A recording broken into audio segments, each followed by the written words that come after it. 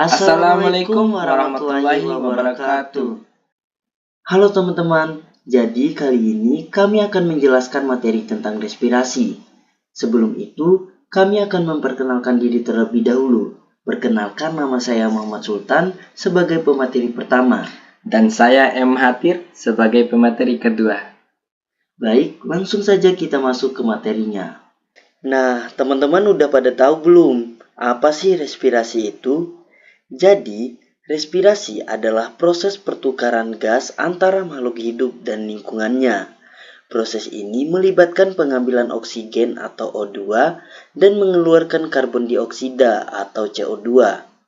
Oksigen digunakan untuk pembakaran zat makanan atau respirasi seluler di dalam sel, menghasilkan energi dan produk sampingan berupa CO2 dan uap air atau H2O. Respirasi terjadi di semua makhluk hidup, mulai dari organisme bersel tunggal hingga organisme multiseluler. Pada manusia, respirasi melibatkan sistem pernapasan yang terdiri dari paru-paru, saluran udara, diafragma, dan otot-otot pernapasan.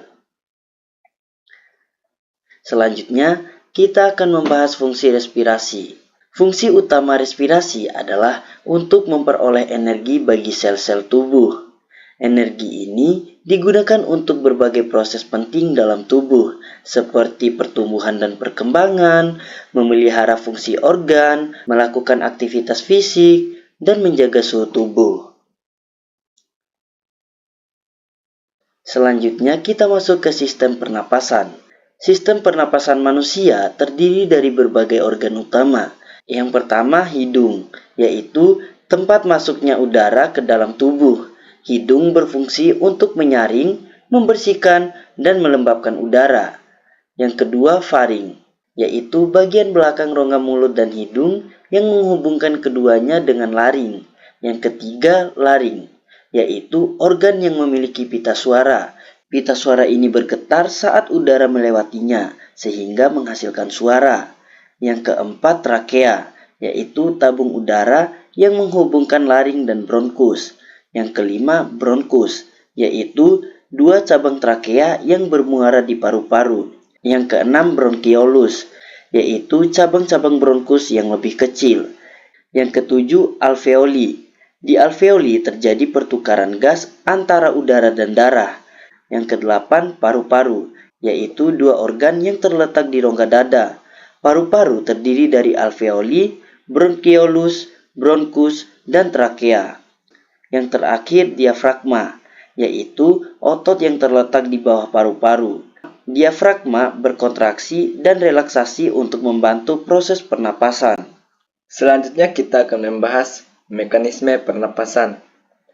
Mekanisme pernapasan dibagi menjadi 3. Yang pertama, inspirasi, yaitu diafragma dan otot antar tulang rusuk berkontraksi, volume dada meningkat sehingga tekanan dalam dada menurun dan udara masuk ke paru-paru.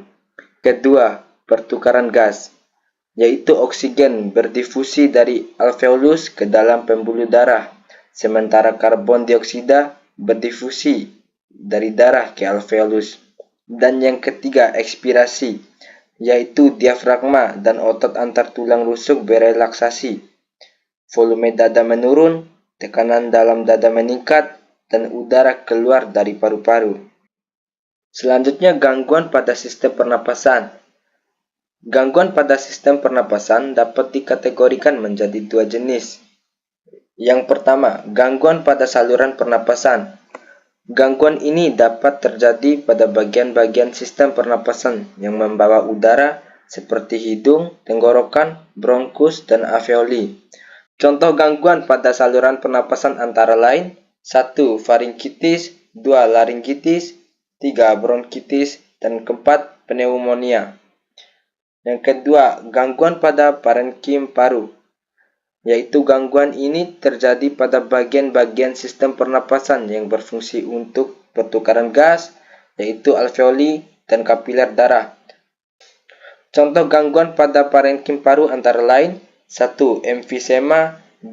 Hipertensi pulmonal, dan yang ketiga kanker paru-paru. Penyakit pada sistem pernapasan. Yang pertama, influenza, yaitu penyakit pernapasan akut yang disebabkan oleh virus influenza. Yang kedua, kanker paru-paru, yaitu pertumbuhan sel abnormal di paru-paru yang dapat mematikan. Ketiga, COVID-19, yaitu penyakit pernapasan menular yang disebabkan oleh virus SARS-CoV-2.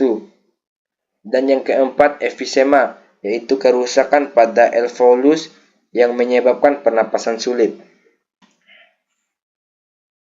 Adapun pencegahan dan perawatannya adalah yang pertama, gaya hidup sehat dengan menjaga pola makan, olahraga, dan menghindari rokok. Kedua, vaksinasi dengan melakukan vaksinasi untuk mencegah penyakit pernapasan. Dan yang ketiga, perawatan medis, konsultasi dokter, dan mengikuti pengobatan yang tepat. Kesimpulan dari materi ini, respirasi adalah proses vital yang memungkinkan kita untuk tetap hidup dan sehat. Dengan memahami mekanisme dan pentingnya sistem pernapasan, kita dapat menjaga kesehatan paru-paru dan menghindari gangguan pernapasan.